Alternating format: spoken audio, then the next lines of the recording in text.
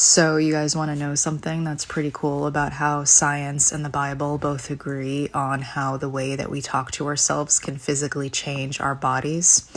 And I'm not saying that in like a cute motivational way. I mean like biologically, neurologically, and spiritually. Your words, they send instructions to your entire system.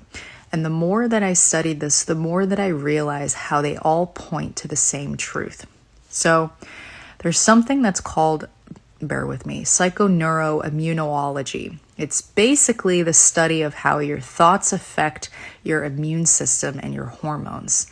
And what they found is that every repeated thought becomes biochemical information. So your brain translates your internal language into real signals that your body responds to.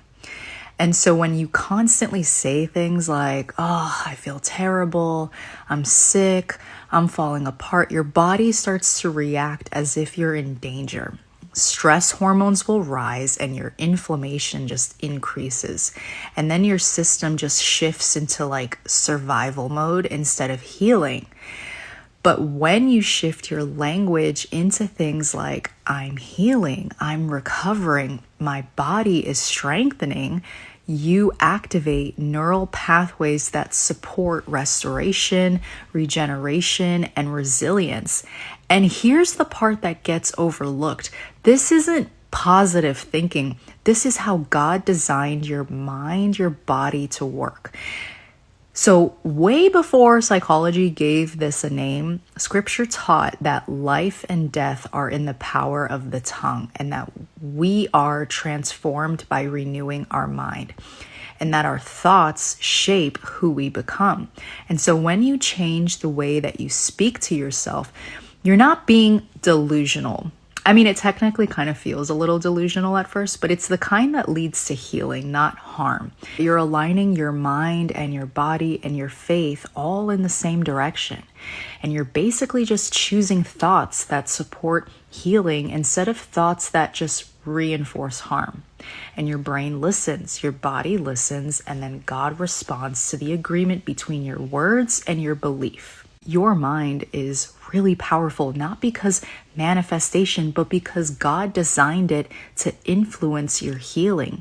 And this can absolutely apply to physical realities like skills, abilities, and just things that you believe you can't do. And what's really cool is that your brain doesn't know the difference between a real limitation and a repeated belief. So when you say things like, oh, I could never be good at that, or I can't learn that, I'm terrible at this, your brain treats those statements as instructions. It literally begins to weaken your neural pathways for that skill. It's going to shut down your motivation, lower your dopamine, which is your motivation chemical, and then just make you less confident. It's going to increase your avoidance and strengthen the belief that the task is impossible. This is not manifesting. It's cognitive behavioral science. Your beliefs about your abilities become physical changes in your brain. That's what neuroplasticity is. When you keep telling yourself you can't do something, your brain just closes the door before you ever try. So when you change that language, even just slightly, you're going to open those neural pathways that you need to learn and grow and develop that ability. Now, it doesn't mean you just magically become a pro overnight. You still have to put in the work. Don't get me wrong. But it does mean that your brain will start cooperating with you instead of shutting down. This is exactly what scripture means when it says, be transformed by the renewing of your mind. It's not magical. It's not instant, but biologically through repetition. So yes, even something simple like I could never be good at that can technically become a self-fulfilling physical reality.